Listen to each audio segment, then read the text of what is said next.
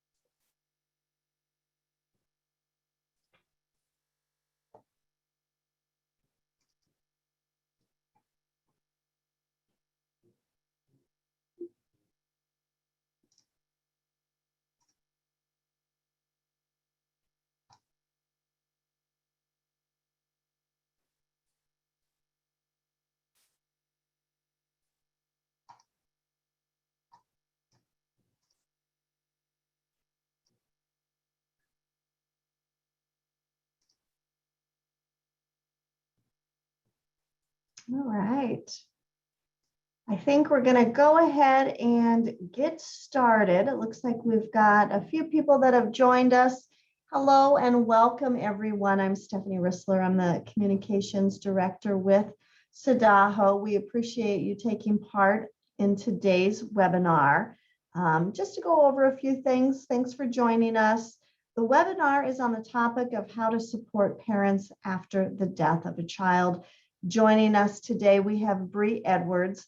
Bree is the founder of Locke's Legacy. It's a South Dakota-based nonprofit organization working to provide bereavement support to families after the unexpected loss of an infant, to promote SIDS and safe sleep awareness, and help fund SIDS-related research. Bree earned a bachelor's degree in psychology in 2004 and a master's in physician assistant studies in 2006, both from the University of South Dakota. Her passion for supporting bereaved parents was spurred by the unexpected death of her son in 2008. Just a reminder for those of you that are taking part in today's webinar, if you have a question, please send those questions to us throughout the presentation. You can do so in the chat section, and both Bree and myself will monitor those as they come in, and we'll stop when we see those to answer as we can. So Bree, thank you for joining us today, and we appreciate you sharing on this very difficult topic. It's now in your court, so here we go. All right, thanks, Stephanie. Well, thanks for joining us, and I'm excited to be able to be here and to get to talk to you about how you can support parents who are experiencing a traumatic loss. As healthcare providers, we have a pretty powerful place of impact in that experience and in that grief experience. And so, yeah, I'm just excited that you're here to learn more about that and to learn how you can help support those parents. So yeah, our goals are just, we'll talk through how we can be supportive to parents during the kind of crisis phase, and a little bit as far as the later periods of grief, just understanding what's normal in traumatic grief. And then we'll touch on what some of our resources are here in South Dakota. Stephanie gave a very nice introduction, but this is kind of who I am and what my background is. So as we jump into this topic, I think it's first important to recognize how grief avoidant our culture is. First of all, it's hard to talk about. People don't really know what to say.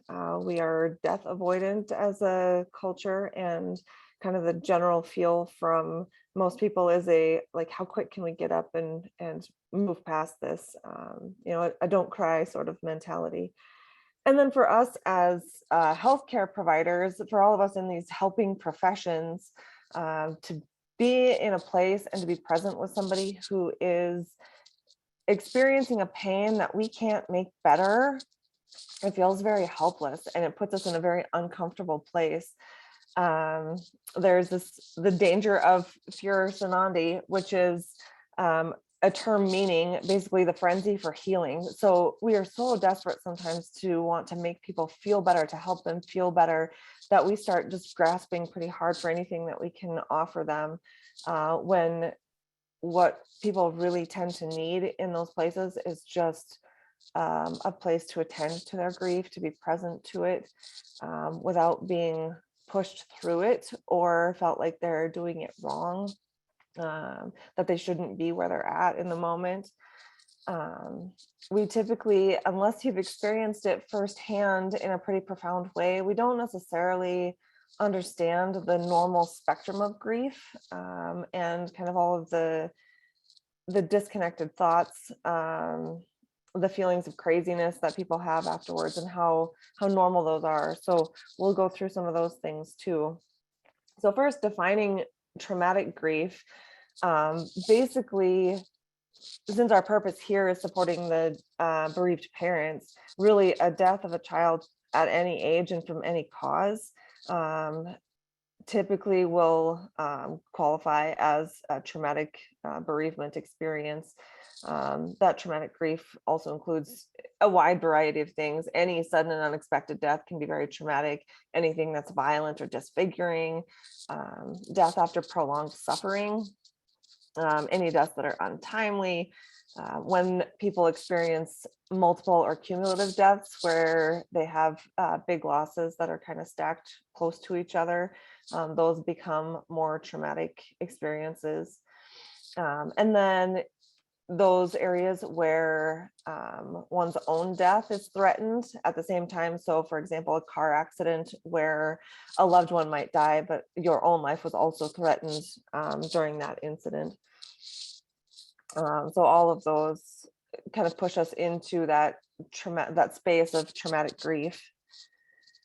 So traumatic grief is big. It's so big that it becomes hard to talk about. I've got this jellyfish here pictured, because that grief is like tentacles that reach into every part of your being, your physical, social, emotional, spiritual. That grief touches all of those places and stings in all of those places too. It is very normal for the traumatically bereaved to have very physical experiences. So this is one that's always interesting to me. I remember touching on it, as we're going through bereavement in school, and the discussion of that grief can be a physical experience as well. But then to experience that firsthand was very eye-opening. A very real chest pain. Oftentimes parents will talk about difficulty breathing, where they all have days at a time, weeks at a time, where their only goal for the day is to be able to just breathe. Headaches, body aches, GI upset, suppression of immune systems, kind of a disconnect between the emotions that we experience and the ability to put words to that is also very common. So sometimes people, as you're asking them about their experience, their speech is a little incoherent and it's hard to make sense of what they're saying.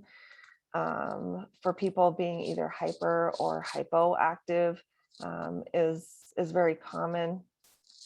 The cognitive behavioral effects, there is high risk for substance use and social isolation, a lot of family conflict when you've got high emotions and everybody is grieving in their own unique ways, and when needs of one griever don't match the needs of the other, that's a space that can be very ripe for family conflict. Oftentimes we see bereaved parents who start overworking as kind of an avoidance tactic. There's new phobias, there's just recklessness, suicidal gestures, disrupted eating, sleeping, concentration, all of it. Emotional effects as well. So, sometimes the behavioral effects are just desperate coping mechanisms to find a way through all of these big emotional effects as well. Numbness and apathy, where people feel like they can't feel a whole lot. The world doesn't seem to matter in the same way as it did before. It's hard to care about going to work. It's hard to care about making money. It's hard to care about taking care of your own physical needs. It can be hard to take care of your other kids. Rigidity, fear, anxiety, despair and depression, agitation, irritability, anger, diminished sense of connection to other people. Most parents, whether the death was their fault or not, tend to wrestle with a lot of self-blame and guilt and shame about the what ifs, what they could have done, what they should have done, what they should have recognized. So that is a very, usually a very big piece of the experience for a bereaved parent. And sometimes that inappropriate use of humor, in an attempt to dodge what's uncomfortable, that we're not equipped to be able to cope with what we've been given.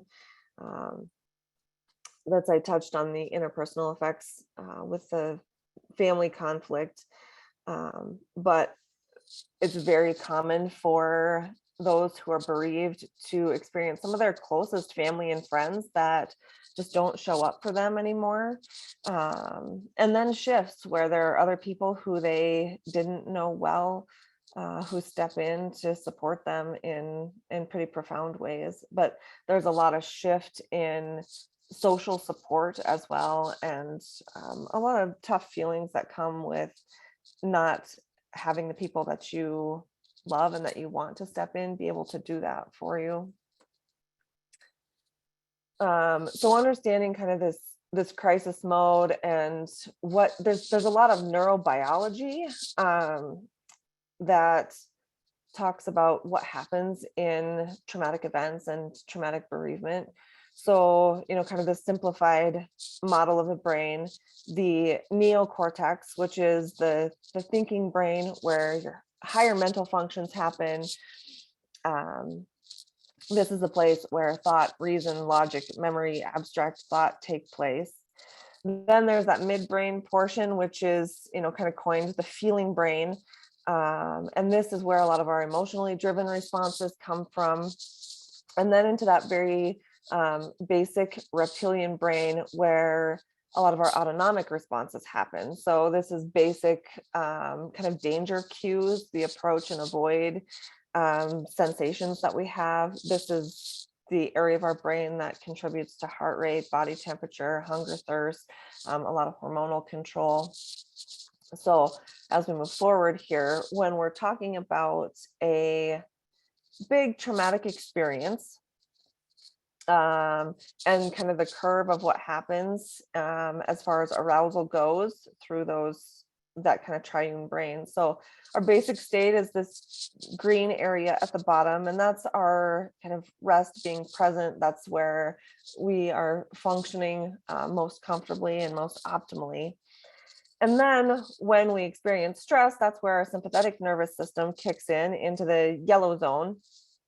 And that's where we start to experience the fight or flight sorts of responses, where this is where we start kind of mobilizing, searching for resources. And then in those most traumatic events where there is a significant threat to life, essentially, we get a parasympathetic break, essentially. So this, when you move up into that red zone, that is where we see animals play dead.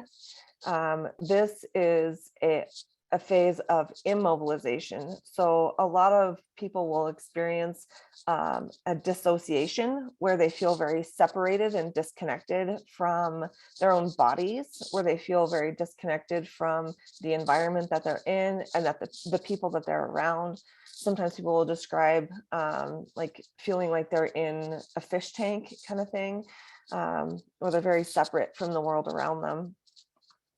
So it's important to understand that kind of that neurobiology, that normal traumatic response, so that we can tend to those parents without judgment of where they're at, knowing that there's real brain physiology, that there's real neurobiology that's happening that puts them in a different state of being, really.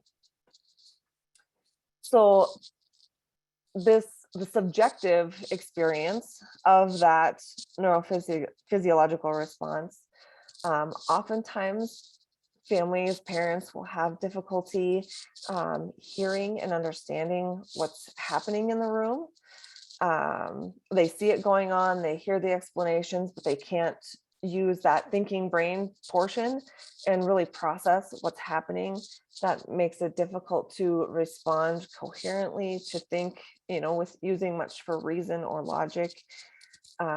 Memory can be very poor. A lot of parents will describe a kind of unique warping of time where they have moments, and this actually comes from a hormonal place too, with rushes of cortisol and epinephrine that happen during those traumatic experiences, that affects both that thinking brain portion and the kind of the lower brain areas. So oftentimes parents will experience kind of moments of time that are very frozen, and they have very kind of picture perfect memories of some of those places, and then long gaps of time where they don't really remember anything that happened. They can have a lot of difficulty in articulating what they're thinking and what they're feeling. Emotions can be all over the place. They're in a very reactive space without really being able to engage kind of those higher brain functions very well. So that means when we are encountering those parents, just understanding kind of what that subjective experience is like for them, which helps us be able to be present to that in a different way, without thinking that we need to fix that, without thinking that there's something wrong with them, but just knowing that that's a very normal traumatic response. So this slide is one that I feel like is really one of the most important things. So when we are encountering people during that crisis phase, the care that we give them during that phase can actually have a measurable impact on the post-traumatic symptoms that they experience even 4 years later, is where that study's been done. I would assert that it's much longer than that even. So what can we do to help minimize that kind of post-traumatic effect for these families? So one, helping to preserve anything that represents the child's life or some of those last joyful moments of life, if you have that opportunity. One example, a story I heard was about a little boy who was eating a Pop-Tart and riding his bike and was hit by a car. And the first responders that were there found this Pop-Tart essentially unharmed. The Pop-Tart was intact, picked it up, put it in a baggie, and gave that to his parents. Tiny gesture that meant the world to his parents. It was something that symbolized those last joyful moments of his life. The mangled bike, on the other hand, would not be usually a well-received gift, but the intact Pop-Tart is. Things like the last toys that they were playing with, or maybe clothing that they wore that day. We can do little things like take hair clippings, handprints, footprints, any of those things that can help preserve what is good and beautiful about the child's life. When we get into those crisis situations, as much as we can, being able to assign one person to be that parent's advocate and contact will help minimize the stress for them. There's usually, in those circumstances, there's a lot going on in the room and a lot that they're unfamiliar with and can't understand. would be hard to understand even on a normal day. And then when you're experiencing that traumatic response as well, it just adds to the difficulty. So putting one person, a lot like when we're calling for emergency services and we specify you go call 911. We can specify one person that you are the parent's advocate today. And so just to be with them to help explain what's happening, to help answer questions when they have something that they want or need, to be able to help them get that without having to search through a lot of different people to find it. Another important piece in that crisis care is, if at all possible, allowing parents to be present and to share in the decision making and even the resuscitation efforts of their child. We can want to protect parents and feel like we're protecting them from their pain, from some very painful things, by keeping them away from that. But usually that will just add kind of secondary trauma to their experience.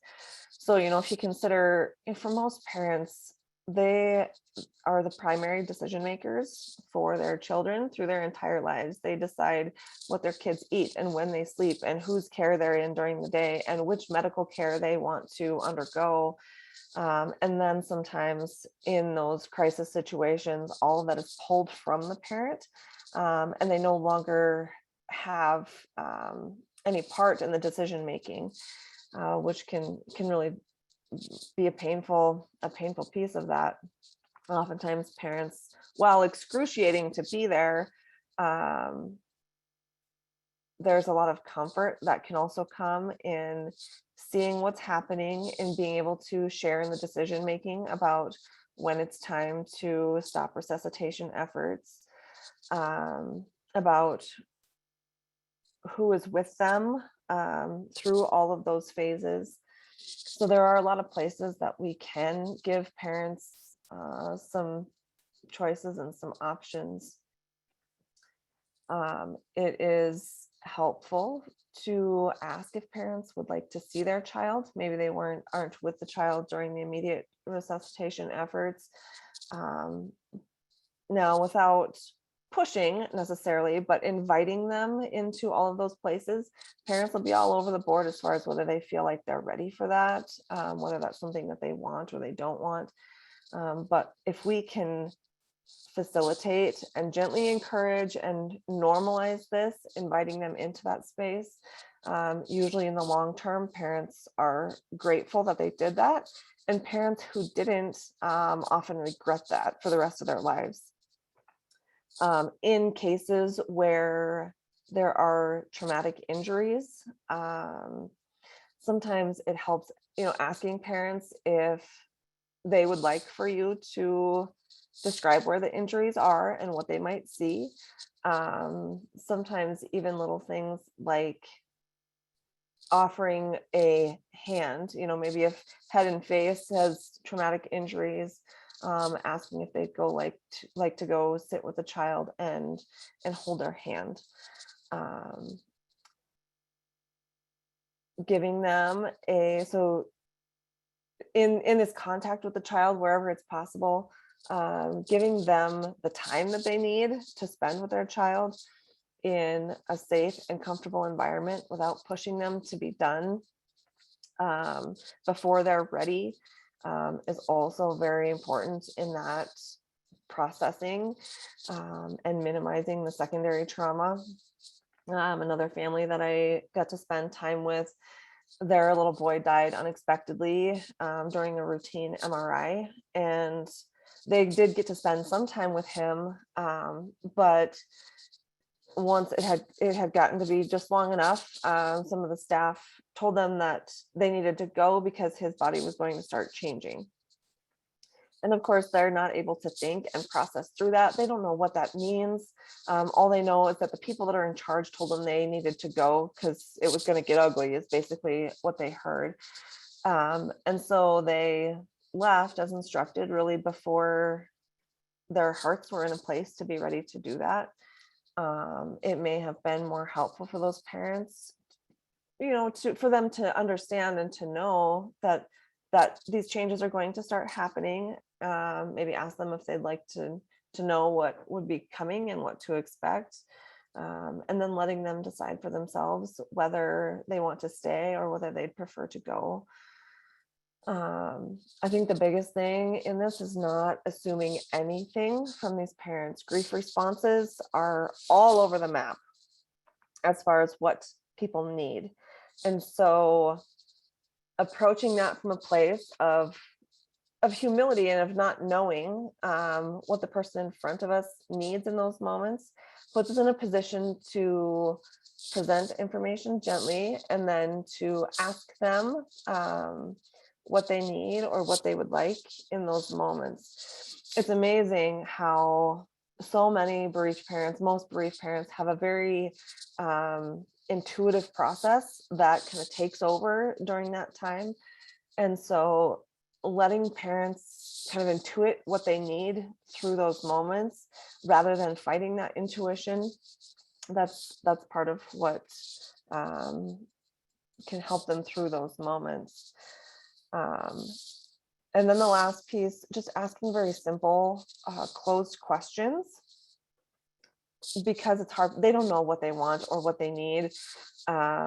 Simple things like, would you like the lights on or off? Or I could dim the, would you like me to dim the lights? For some, being in a dark place may cause more anxiety. For others, being in a very bright, harsh lighting may cause more trouble. I've got, so these pictures on the side, things like water. This same family with their little boy who died in the MRI, the little boy's dad kept being given bottles of water, and they were just handing them to him, and he kept drinking them kind of out of obligation, not really wanting it or needing it, but feeling like that's what he was supposed to do because somebody was handing it to him, and ended up needing to stop to vomit on the way home. So while that, giving them water is can be a good thing, sometimes patients or people are just not able to think through that. So making those things available, things like water and tissues and trash cans and blankets even, can be something that when they're available but not pushed on them, just can kind of help support those parents through that without adding kind of that secondary hard stuff. This is a little quote that I love that really encapsulates what parents need from us most during those times. When a mother elephant loses her baby, the other elephants stand in a circle around her and allow her all the time she needs to grieve and mourn. They don't hurry her along or push her to abandon the body. They gently touch her with their trunks, a silent show of unwavering support. So really just the presence of someone who knows what's happening, who can be there to support them and help advocate for them, is a really powerful healing gesture that happens even in those crisis moments. So be the elephant in the room when you're not sure what to do. There's a study done by Dr. Cacciatore, who is a traumatic grief researcher out of Arizona, and she did the survey on where bereaved parents find the best support. And interestingly, pets and animals won by a landslide, even above all of us who have trained and specialized in being able to care for people in times like this. It's that really just silent, unwavering presence. That is where the comfort lies. So we can't be afraid to be nothing more than that. Moving into depression versus grief is tough. There's so much overlap in what we see for signs and symptoms for both depression and grief. It can be difficult for even the most skilled clinicians to kind of pick that apart. People experience very normally experience sleep disturbances, fatigue, anhedonia, changes in appetite, enduring emotional distress, feelings of worthlessness or shame, and suicidal ideation are all very, very common in traumatic bereavement. And so if we're not acutely aware of that, it puts us in danger of pathologizing a very normal and healthy grieving process. So we see it a lot of times where bereaved parents, they're feeling terrible. They don't know what to do with themselves. They come and see their medical provider. Their medical provider gives them sleep medications and antidepressants. And sometimes that's rightfully so. Sometimes that can help with true depressive symptoms. But in the studies that are done, there's really not a lot of support for giving those medications to people who are acutely bereaved. It doesn't take away their grief. It doesn't change their grief. So I think we just need to be particularly aware of that and use medications with reserve and with caution. Another place that normal grief can be pathologized is in this idea of a prolonged grief disorder. So the DSM will define prolonged grief as grief that's persistent beyond half a year, so beyond 6 months. I have not met a bereaved parent who is not acutely affected by their grief at 6 months out, or even a year out or 2 years out. I heard it said at one point that a bereaved parent should be considered newly bereaved for 5 years, in that their grief is still affecting the way they think and behave in an everyday sort of way for at least that long. There are studies that kind of express that. This first one, for 4.5 years, they identified significant grief-related distress. Another one found that it took about 9 years following the death of a child for those acute grief symptoms to fully abate. Another one that reported that grief for bereaved parents continued for an average of 24 years after the death of a child. So, and in that last study, even though people still feel like they're grieving and they still feel their grief, there's not necessarily long-term differences in life satisfaction. There can be an integration that happens, and so people can find new ways of living that feel very worthwhile, but that's something that takes time. And so we just have to be careful not to, when we add a diagnosis like a prolonged grief, that oftentimes will make people feel like there's something wrong with them, that they're not doing it right, that they're not recovering like they should, which just adds to a lot of self-doubt and mistrust of their own experiences. So we can help them normalize their experience, which then lets them get to that place of being able to find healthy ways to integrate that loss into their lives. I see a question here that if I can get my mouse to cooperate. Just an invitation for questions. Oh, okay.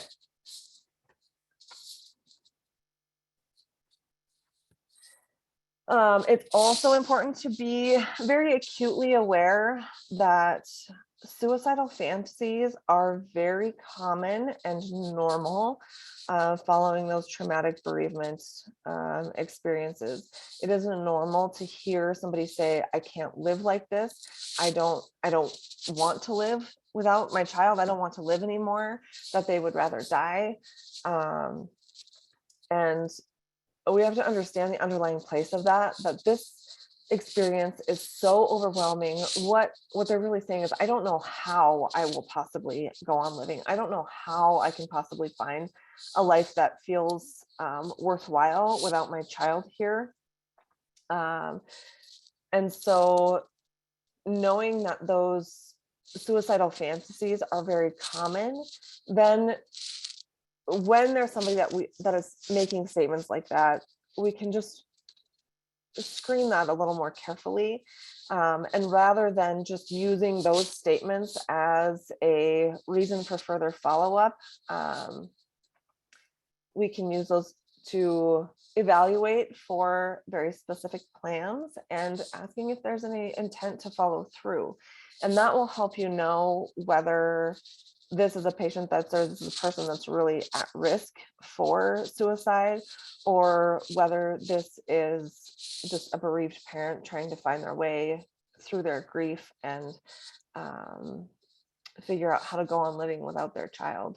So there can be a lot of trauma that is added when when a generalized statement of, I can't live like this is taken as a suicide threat, and those are reported.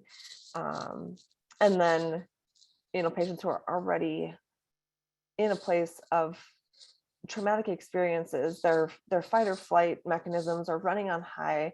Oftentimes there's a lot of hyperarousal, and they're just hypersensitive to a lot of things in the environment. Adding well checks and visits by police officers can really just add secondary traumas. So the Attend model is taught by Dr. Joanne Cacciatore, who is the traumatic grief specialist out of Arizona.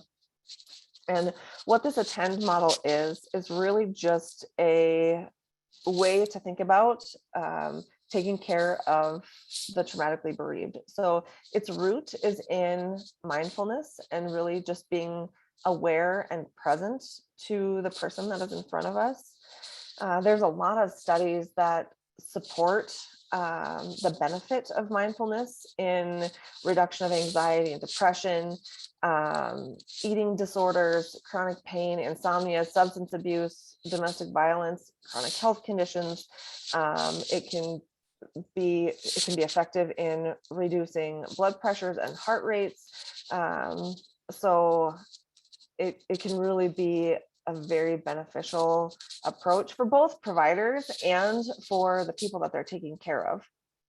So in this model, rather than re-traumatizing the person in front of us by trying to fix something, it helps us learn to be present to them, to respond to them, to walk with them through their needs and fears and questions, and then trust that just doing that, just being present, is giving them more healing than any therapies or diagnosis that we can give them ever would.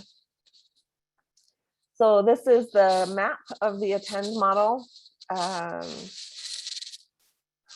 We'll go through each of these briefly. Attunement, trust, therapeutic touch, egalitarianism, nuance, and death education. Attunement is really, all these are really so simple, but going through them again and again really helps us start to embrace that and understand the benefit of them. So in attunement, it's just paying attention to the present moment with full acceptance of the other person in front of us who is having this very big experience, and doing it without judgment. It's important for us as providers to be aware of ourselves, knowing our own emotions, knowing our own sensitivities and where we might be reactive, knowing our mood for the day, understanding our own and being in touch with our own desire, that frenzy to cure, am I wanting to fix something that is really not fixable? And then mindfulness about minimizing our own kind of vicarious traumas. And so, are we being traumatized by the other person's experience?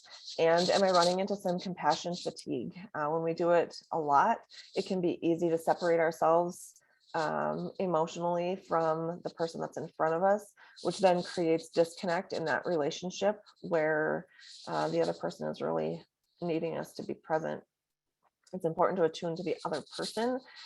So watching their cues for their needs, their desires, the things that they are longing for in those moments, and how we can attend to those and be present to them. A simple thing of tuning into them is using their child's name, calling their child by name. That helps those parents know that this isn't just another patient, but that this is a person, and this is a person who is extraordinarily meaningful to them. And then noting the relationship between the two, between provider and the bereaved, being able to hold space for those difficult emotions, noticing how they're responding to us, being able to respond in a non-reactive way, being very warm and empathetic in our responses. And then lastly, just recognizing that holding space for those hard emotions and not diminishing them.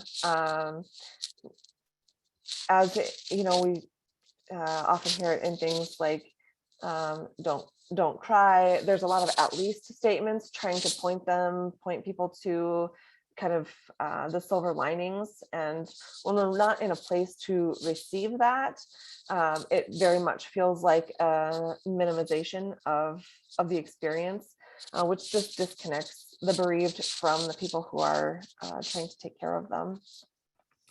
Trust is very essential. So feeling safe in your environment is kind of the first and foremost as far as establishing a trusting relationship, knowing that you've got somebody there that is your advocate, knowing that you've got somebody there that is there to kind of support you with what you need, really helps lay that foundation for trust. Communication in a very empathetic way, using a tone and a body posture that shows recognition of what is happening for this person right now. When we take care of patients in kind of crisis situations, it can be easy to be more nonchalant about that, and to not hold that posture in that space that recognizes that this is a traumatic experience for the person in front of us.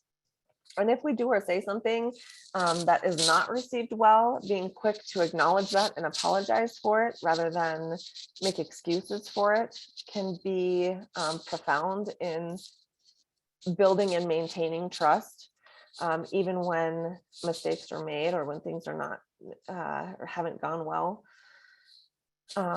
Explaining what's happening gently, even asking patients or parents if they want those explanations. Sometimes people will find it's too much to hear that, but inviting them to participate and to inviting them to take in as much information as they would like can be very helpful. Simple things like the environment, giving, when at all possible, if we can find a room that is going to have a window or some natural light, something that's not going to be stuffy and uncomfortable. Also a place that gives them privacy to mourn as they need to without feeling like they're being observed in any way. Simple things like colors, smells, decor, lighting. So think through your areas and where you might have a space that could be most comfortable for people as they're in those kind of crisis situations. Like I mentioned before, things like having the water, the tissues, trash cans, blankets, those things available to them and easily accessible, without offering or pushing or making them ask for them, can be a simple and helpful thing. Making sure there's enough seating for the people who are in the room. Sometimes a rocking chair that can give patients some of that kind of rhythmic movement can be helpful. And just, simple attention to the details of the room. It's also noteworthy to just use extreme caution in comparing our own grief experiences for the person that's in front of us. Sometimes it can be helpful if you have a personal experience that is very, very similar to what the person is experiencing, and that can sometimes help people feel a little less alone. But if there's much difference in there, bereaved parents are often very offended by hearing someone try to compare grief experiences when it's things like the loss of a grandparent or a parent or a dog. And while there's something in that on one side, we're connecting with a grief experience, there's enough separation in those experiences that, especially in early grief, usually that will do far more harm than good in a relationship. So just use extreme caution in sharing any of your own experiences with grief. Touch is the next T of the ATTEND model. It's important just to recognize the value of touch. Touch stimulates the vagus nerve, which does a lot and can do simple things like help regulate some autonomic function, can help regulate heart rate, blood pressure, GI systems, can have a positive effect on cortisol levels. There's a lot of studies that talk about the negative effects of touch deprivation. There's a lot of orphanage animal adolescent studies that talk about the value of touch. A rat study that shows lower glucocorticoid levels and lower anxiety with animals that are kind of slathered in touch. So there really is a very autonomic benefit to judicious touch. So it's important for us to be very mindful, of course, about that, reading the person in front of us and how receptive they are to that. It has to be congruent with the degree and depth of the relationship.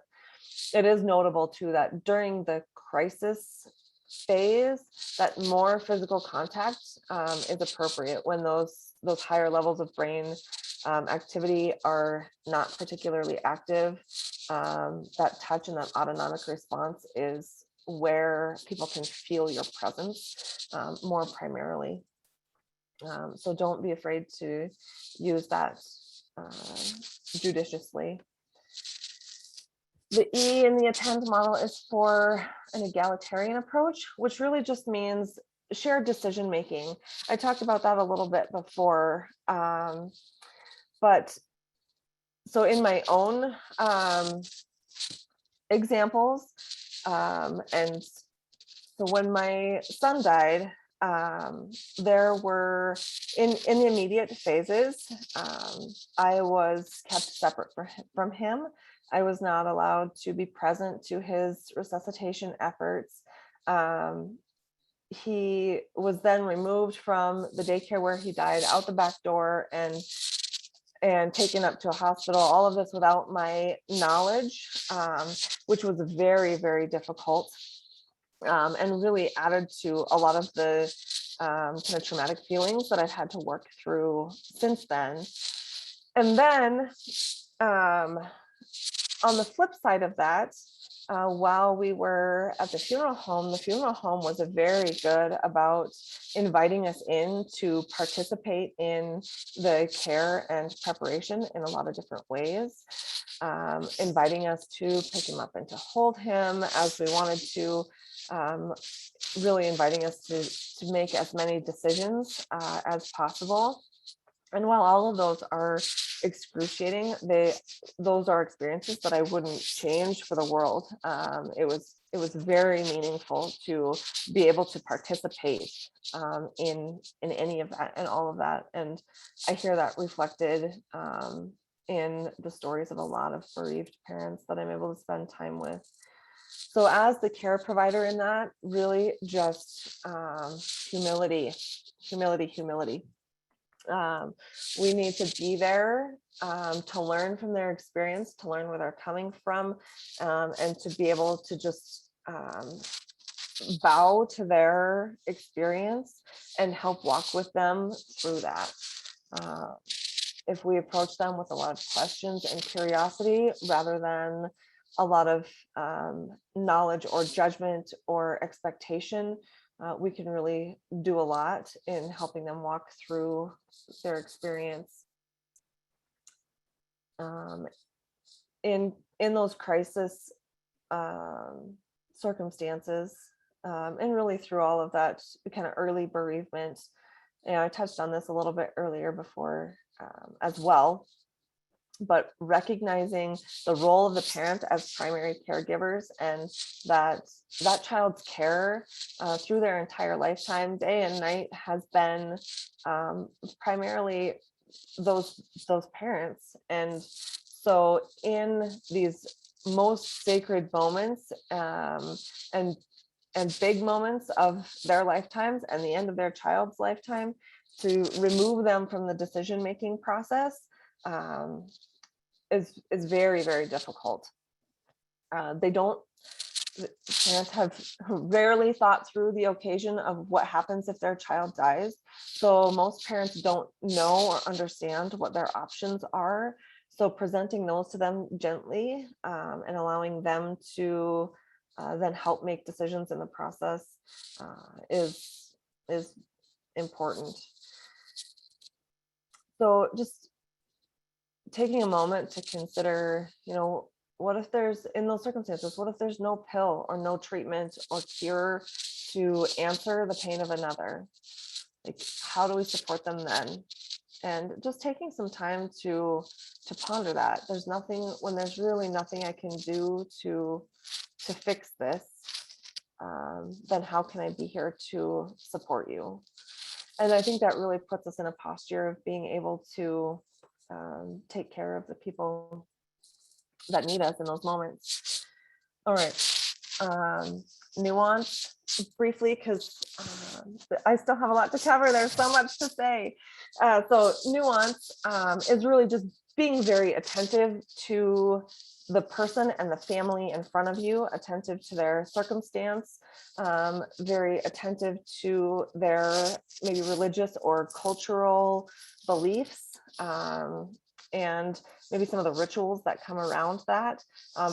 Nobody expects us to know it all, and that's where really asking what is helpful, asking them to teach you what is important to them in those moments can help you support them through that experience. And again, allowing parents to feel like they've had adequate time to say goodbye, especially in the day of the event, is enormously important for their long-term healing and traumatic grief symptoms. And then lastly, on this ATTEND model, death education is also very beneficial in helping us support those who are traumatically bereaved. It's an uncomfortable place. It's something that we're not always very familiar with. We avoid what we fear, and we fear what we do not know well. So by putting ourselves in a position to learn, there are some great death education. This compassionate bereavement care course is amazing. It's a big investment in time, but even just sitting with those who are grieving, anybody in your life who is grieving, and asking them questions and asking them to teach you about their experience can do a lot for helping us to be able to be present to other people in our lives in those more acute circumstances as well. So really our goal is to reduce the secondary pain and the secondary traumas of the experience. We can give people a very safe, comfortable, supportive environment, allowing them to be the primary decision maker in any way possible, which doesn't take away the experience of the primary pain, but definitely does a lot in reducing the secondary kind of unnecessary pains of the experience. This is a C.S. Lewis quote that I love that encapsulates that well, and that it doesn't matter whether you grip the arms of the dentist chair or you let your hands lie in your lap, the drill drills on. So the bereaved, they're going to experience the drill, but if we can help soften everything else around that experience, we can really soften the entire trauma for them. So then lastly, just touching on our resources in South Dakota, we are big enough and rural enough that resources can be kind of difficult. So that was one of the things that inspired the development of Locke's Legacy, because early in my grief, I found just resources were hard to find. Sioux Falls has a few. Avera has an infant loss support group that runs in 6-week sessions. They have varied in how often they offer that, but that has been going for a long time. Stanford is just starting up another, Stanford Shares, the program that they're creating. This is kind of a new development, but the idea is to be able to engage through social media and then have some in-person events as well. There's a retreat center in Alcester, just outside of Sioux Falls, called Healing Hope Ministries, and they offer both kind of retreats for individuals or for families, and then they also have some group events. There is also a Compassionate Friends group in Sioux Falls, which is a meeting specifically for bereaved parents. In Rapid City, we, barring COVID delays, have been doing a bereaved parent support group, and that's offered 3 times a year. Oftentimes in South Dakota, being as big and rural as we are, the online resources can be the best fit for a lot of people. So these are a few places that I would direct people who are looking for resources. The Miss Foundation has some great material, and they've got some blogs and groups that can be a good place to participate when and where it works for you. Facebook has a pretty wide variety of grief support groups, separate pages and groups that are designed just for that. And so you can find groups of people that are experiencing something pretty similar to what you're experiencing. And then Grief Share is another website that is very similar in offering a lot of different grief groups and resources. I would also encourage you to just know locally what your own resources are, places to look first. Oftentimes local churches will have grief support groups that run. Also looking into the social service organizations like the Lutheran Social Services or Catholic Social Services. And they will often be able to kind of point you to what is available locally. And then lastly, just Locke's Legacy and what we do. So we are a 501c3 nonprofit, and like Stephanie kind of introduced at the beginning, our primary goal is bereavement support for those families who have experienced the unexpected loss of an infant. We send care packages, so it's a box of resources and some comfort items. We've got some books in there that are really just there to kind of give parents a starting place as far as what to do with this grief and to know where their resources are. We work to do some SIDS and safe sleep awareness, and then have had the privilege of being able to support some SIDS related research. One of the things as far as that we do with our bereavement support is events. We have 2 different Run for Their Lives events that we've done. One is in Spearfish on Mother's Day, and the other is out of Harrisburg in June. And those events it's a 5K run walk essentially, and allows parents and families to come together with their loved ones to remember their child.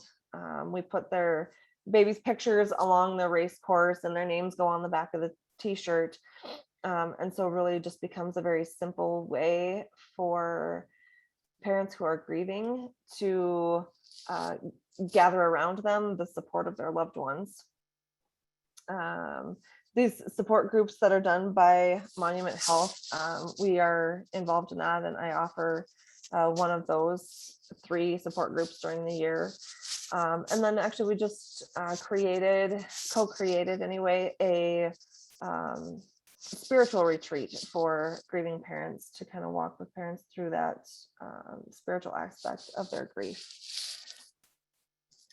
So that is what I have for you today. Are there any questions? I feel like I gave you a lot in a short time, and I feel like that's even still just scratching the surface.